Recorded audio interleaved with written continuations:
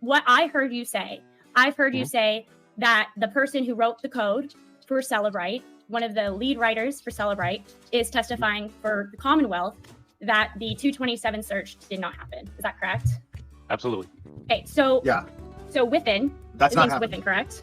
Ian Whiffen. That's not happening, because I guarantee you I know what she's about to do. She's about to fucking let him know that that person said it was inconclusive, that they don't know. They're going to testify for the prosecution, but they don't know if the 227 search took place. It's inconclusive. They don't know. That's what it says. That's what this person's statement says. She's about to school him and show him that. Yeah. Ian Whiffen.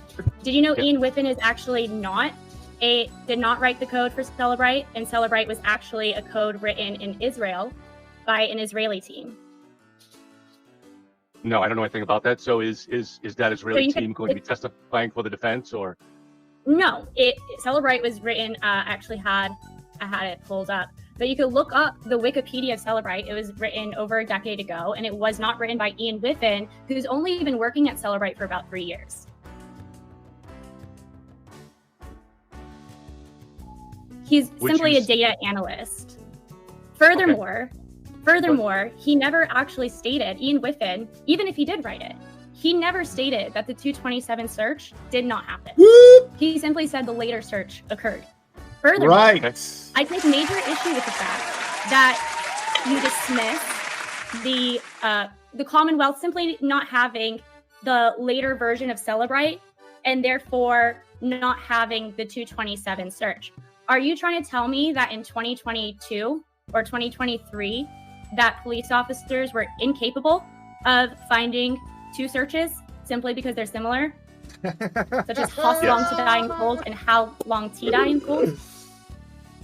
Lauren, I'm willing to take this wherever you want to go, but I think it also... Oh, he's getting busy. Contrary to what you're seeing on Twitter and stuff like that, I do not have any hostility, or I'm not trying to score points on you, so we can just kind of relax and have fun. What? Okay, Levin, don't, bro. Everybody sees you right now, guy. Everyone sees you right now. She's coming in hot. Fair enough. She's coming in hot, but she's not being disrespectful. She's just stating facts. These were your statements. Did you not say this? Yes, I did. Okay, well, here's why it's bullshit. Bop, bop, bop, bop, bop, bop, bop, bop, bop. Whoa, whoa, whoa. Ding, ding, ding, ding. Hold on.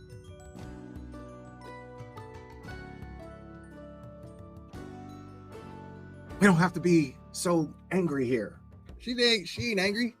She's just letting you know. She's just letting you know, homie. Oh my God, bro. She just...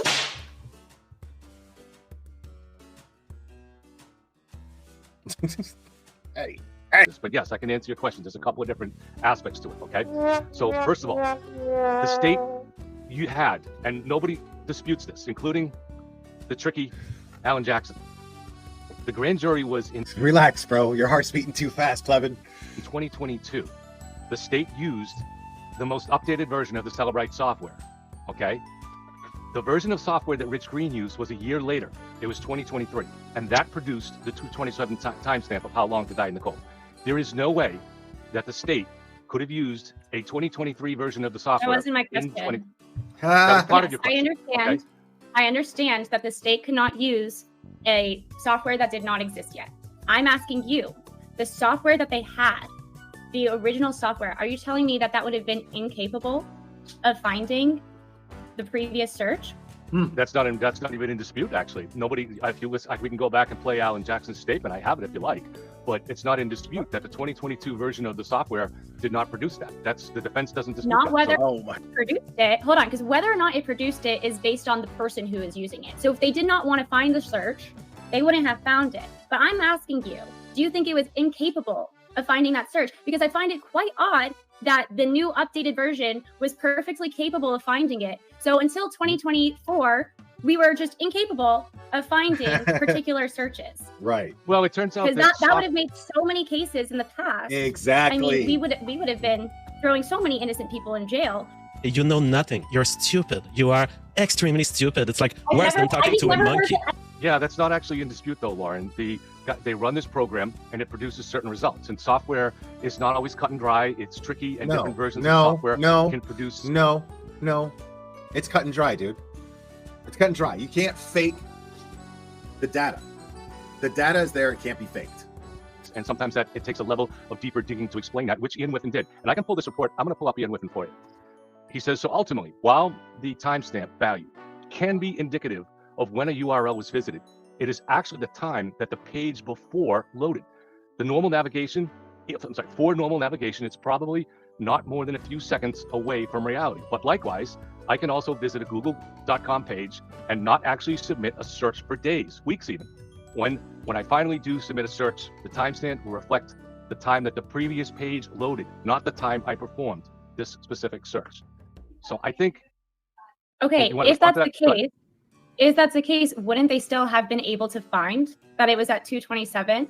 You're saying that the prior software was incapable of finding that. But now you're saying this new updated version found it. They're trying to say that the data and the software has the ability to go back in time. You cannot, just because, you're not going to overlap a search that happens at 6:27 over a search that happens at 2:27 a.m. It doesn't make sense. There's no flux capacitor in the iPhone. It doesn't happen. She pulled up a Google page at 2:27. Lord knows what she's doing at 2:27 on Google. Then she sat there and waited.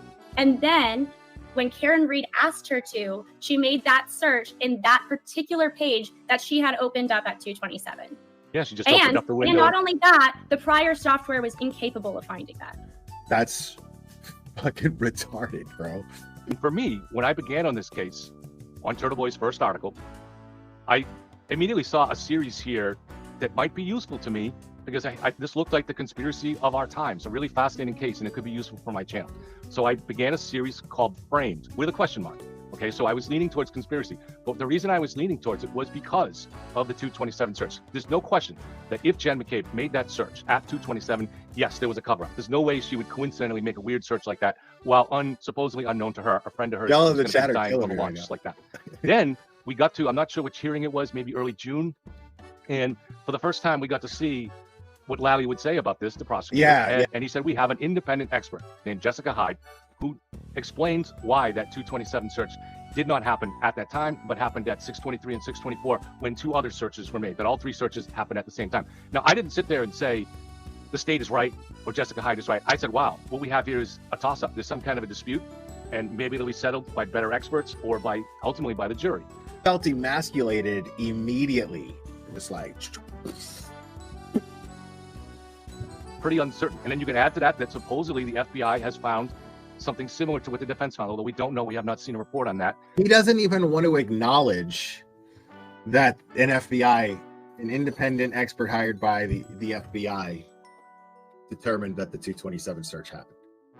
Ed, do you not find it odd that if it's up in the air, that it's a toss-up, that the grand jury was not provided with the information that the search may have occurred at 2:27? No, because it was not the software when they ran it through the 22 version. It never produced a 2:27 timestamp. So there's no way the state knew about it. That's not actually even in dispute. That prior software was incapable of finding that 2:27 search, is what we're hearing. When you run that software, it doesn't produce that result.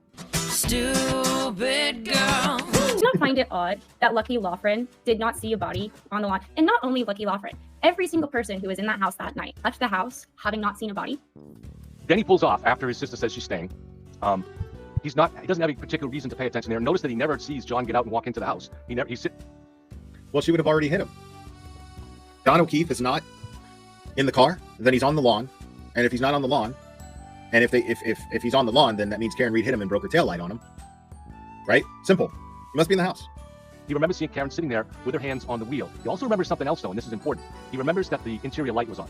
So what I would guess had happened at that point was that John was in the process of stepping out of the car, and that's why the interior light was on.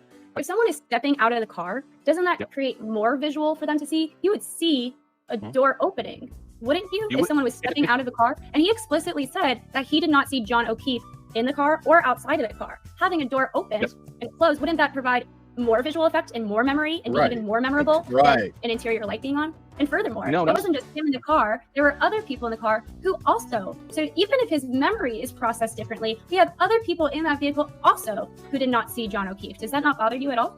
No, I haven't seen any testimony of the other people. Maybe you have, and you can fill me in. I mean, you're falling right for exactly what she's doing. She's practicing trial law on your dumb ass right now. Really, the argument stops at the point of it's not, we didn't do our job to get the Cellbrite version that shows that information did not exist at the time of the grand jury. So I'm not really sure how the Commonwealth is supposed to run something through a Cellbrite version that isn't in existence at the time the grand jury is conducted.